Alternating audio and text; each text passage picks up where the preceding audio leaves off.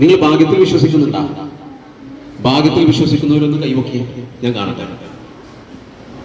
ശരി, ഇനി ഭാഗ്യം ഇല്ലായ്മയിൽ, ഭാഗ്യം എന്നൊരു പ്രക്രിയയിൽ വിശ്വസിക്കാത്തവരൊന്ന് കൈവക്കിയ.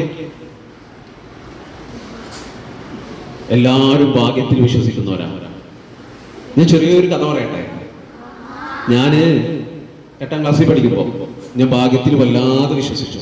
ഇതൊരു കാൽപ്പനിക കഥ കേട്ടോ, ഒരു കെട്ടിച്ചമച്ചൊരു കഥയാണ്, പക്ഷെ നിങ്ങൾ കേൾക്കണം. ഞാൻ ഭാഗ്യത്തിൽ വല്ലാതെ വിശ്വസിച്ചു. എന്നിട്ട് ഞാൻ പരീക്ഷയ്ക്ക് പോകുന്നതിന് മുൻപ് ഞാൻ വല്ലാതെ പ്രാർത്ഥിച്ചു, ഈ പരീക്ഷയിൽ ഞാൻ ജയിക്കണേ, 100% ജയിക്കണേ. കാരണം ഞാൻ കാര്യമായിട്ടൊന്നും പഠിച്ചിട്ടൊന്നുമില്ല. കാരണം പഠിക്കാൻ വളരെ പിന്നോക്കമായ ഒരാളായിരുന്നു ഞാൻ. അതുകൊണ്ട് ഞാൻ കാര്യമായിട്ട് പഠിച്ചിട്ടൊന്നുമില്ല. പുസ്തകങ്ങൾ വായിക്കാനൊക്കെ വലിയ ഇഷ്ടവും താല്പര്യമൊന്നും ഉണ്ടായിരുന്നില്ല. കാരണം അതിനേക്കാൾ ഇഷ്ടം കളിക്കാനോ അല്ലെങ്കിൽ മറ്റ് ആക്ടിവിറ്റികൾക്കായിരുന്നു ഇഷ്ടം, കുട്ടികളുടേതായ ആക്ടിവിറ്റികളിലോടായിരുന്നു ഇഷ്ടം. അതുകൊണ്ട് കാര്യമായിട്ടൊന്നും പഠിച്ചില്ല. ടീച്ചർമാർ പറയുന്നത് പോലെ ഗൗരവമായിട്ട് എടുത്തില്ല. വീട്ടിൽ നിന്ന് പിന്നെ അത്രയും ശാസിക്കാനോ അത്ര വലിയ ഇതിൽ ഒന്നും ചട്ടക്കൂടുകളൊന്നും ഉണ്ടായിരുന്നില്ല. അതുകൊണ്ട് കുഴപ്പമുണ്ടായിരുന്നില്ല. സ്വാതന്ത്ര്യം വളരെയധികം ഉണ്ടായിരുന്നു. അപ്പൊ നമ്മുടെ സ്വാതന്ത്ര്യത്തിൽ പഠിക്കാതെ വായിക്കാതെ ടീച്ചർമാർ പറയുന്നത് അനുസരിക്കാതെ നമ്മൾ മുന്നോട്ട് പോയി. ഞാൻ പ്രാർത്ഥനയിലും അതുപോലെ തന്നെ ഭാഗ്യത്തിലും വിശ്വസിച്ചു. അങ്ങനെ ഞാൻ പരീക്ഷ എഴുതുന്നു പോയിട്ട്. പക്ഷെ പരീക്ഷയുടെ വെള്ള പേപ്പർ കയ്യിൽ കിട്ടിയപ്പോൾ പ്രാർത്ഥനയോടുകൂടി, അല്ലെങ്കിൽ ഞാൻ വളരെ ശ്രദ്ധയോടുകൂടി കൊണ്ടുപോയി പെന്നിന്റെ മൂടി തുറക്കാൻ മാത്രമേ പറ്റിയുള്ളൂ. അതുകൊണ്ട് കാര്യമായിട്ട് പേപ്പറിലൊന്നും എഴുതാൻ പറ്റിയില്ല.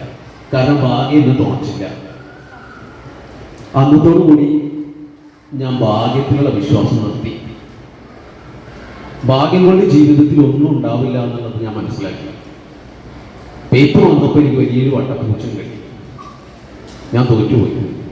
കാരണം ഞാൻ വിശ്വസിച്ചത് എന്തിലായിരുന്നു? ഭാഗ്യത്തിൽ. ഞാൻ പ്രവൃത്തിയിൽ വിശ്വസിച്ചിരുന്നില്ല, പഠനത്തിൽ വിശ്വസിച്ചിരുന്നില്ല. ഭാഗ്യം എന്ന് പറയുന്ന ഒന്ന് സംഭവിക്കുമെന്നാണ് ഞാൻ വിചാരിച്ചത്. ഇതിൽ നിന്ന് നിങ്ങൾ എന്താണ് മനസ്സിലാക്കുന്നത്? ഇതിന് നിങ്ങൾക്ക് പാഠം കിട്ടിയിട്ടുണ്ട് അല്ലേ? എന്ത് പാഠമാണ് നിങ്ങൾ കിട്ടിയിട്ടുള്ളത്?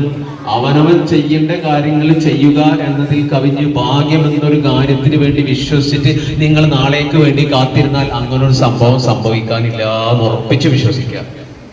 പഠിക്കേണ്ട സമയത്ത് കൃത്യമായിട്ട് പഠിക്കുക എന്നുള്ളത് മാത്രമേ അതിനുപാധിയുള്ളൂ. ഭാഗ്യം കൊണ്ട് ഒന്നും സംഭവിക്കില്ല. ഒരത്ഭുതവും ലോകത്ത് ഭാഗ്യം കൊണ്ട് സംഭവിച്ചിട്ടില്ല. എൻ്റെ പേരിൽ 12ഓളം പുസ്തകം വന്നത് ഭാഗ്യം കൊണ്ടല്ല. നിങ്ങളെല്ലാം കിടന്നുറങ്ങുന്ന സമയത്ത് രാത്രിയിൽ 2 മണി വരെയും 3 മണി വരെയും ഇന്ന് ഞാൻ എഴുതിയതിൻ്റെ പേരിൽ, ഞാൻ 5ാം ക്ലാസ്സിൽ നിന്നും കയ്യിലെടുത്ത ഒരു പുസ്തകം ഞാൻ അനുസ്യൂതം വായന തുടർന്നതിൻ്റെ പേരിൽ ഇന്നലെ രാത്രിയിൽ ഞാൻ വായിച്ച് ഡോൺ കിക്സോട്ട് എന്ന് പറയുന്ന ഒരു പുസ്തകമുണ്ട്. അത് വളരെ പ്രസിദ്ധമായ ഒരു സ്പാനിഷ് നോവലാണ്.